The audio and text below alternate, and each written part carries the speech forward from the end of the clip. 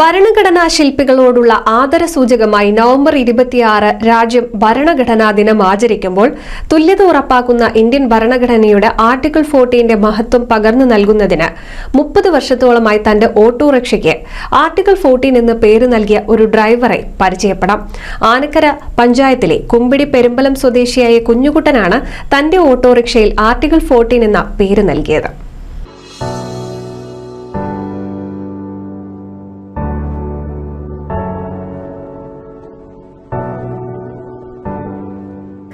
ഭരണഘടനയ്ക്ക് അംഗീകാരം ലഭിച്ചതിന്റെ ഓർമ്മ പുതുക്കലായി നവംബർ 26 ഭരണഘടനാ ദിനമായി ആചരിക്കുമ്പോൾ തന്റെ ഓട്ടോറിക്ഷയ്ക്ക് ആർട്ടിക്കിൾ 14 എന്ന് പേര് നൽകിയ കുഞ്ഞുകുട്ടന്റെ ആദർശം കണ്ടില്ലെന്ന് നടിക്കാനാവില്ല. സ്വയം തൊഴിലിന്റെ ഭാഗമായി ഓട്ടോറിക്ഷ വാങ്ങിയിട്ട് വർഷമേറെയായി. പഠനകാലത്ത് മനസ്സിലുറച്ചതാണ് ആർട്ടിക്കിൾ 14. വാഹനങ്ങൾ മാറി വന്നെങ്കിലും പേര് മാറ്റിയില്ലെന്ന് കുഞ്ഞുകുട്ടൻ പറഞ്ഞു. ഓട്ടോറിക്ഷയിൽ കയറുന്ന ചിലർ പേരിന് പിന്നിലുള്ള കഥ ചോദിക്കും. അവർക്കെല്ലാം നിയമത്തിന് മുൻപിലുള്ള തുല്യതയെക്കുറിച്ച് വിശദീകരിച്ച് നൽകും. ജനങ്ങൾക്കിടയിൽ ഭരണഘടനാ മൂല്യങ്ങൾ വളർത്താനും പ്രോത്സാഹിപ്പിക്കുവാനുമുള്ള അവസരങ്ങൾ താൻ പാഴാക്കില്ലെന്ന് കുഞ്ഞുകുട്ടൻ പറയുന്നു. 30 കൊല്ലായി. SLC പഠിക്കുമ്പോഴാണ് ആശയം.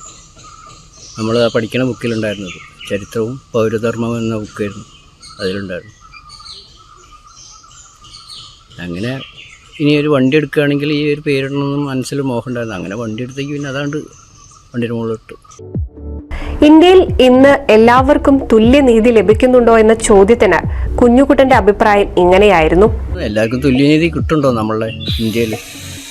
തുല്യനീതിയൊന്നും അങ്ങനെ എല്ലാവർക്കും ഉണ്ടെന്ന് എനിക്ക് അഭിപ്രായമില്ല.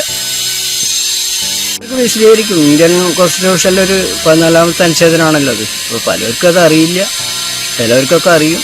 അവർക്കൊക്കെ നമ്മൾ കഴിവിൻ്റെ പരമാവധി നമുക്ക് നിശ്ചിതമായിട്ട് പറഞ്ഞു കൊടുക്കും. ഇന്ത്യൻ കോൺസ്റ്റിറ്റ്യൂഷനെ പറ്റി, അതിൻ്റെ പ്രാധാന്യത്തെ പറ്റിയൊക്കെ അവർക്കൊക്കെ നമ്മൾ പറഞ്ഞു കൊടുക്കും. വണ്ടി കയറുന്നവർക്കൊക്കെ സംശയങ്ങളുണ്ടെങ്കിൽ അവരോട് നമ്മൾ പറയും ഇന്നതാണ്. ചിലവർക്കൊന്നും അറിയില്ല എന്താണെന്നൊന്നും.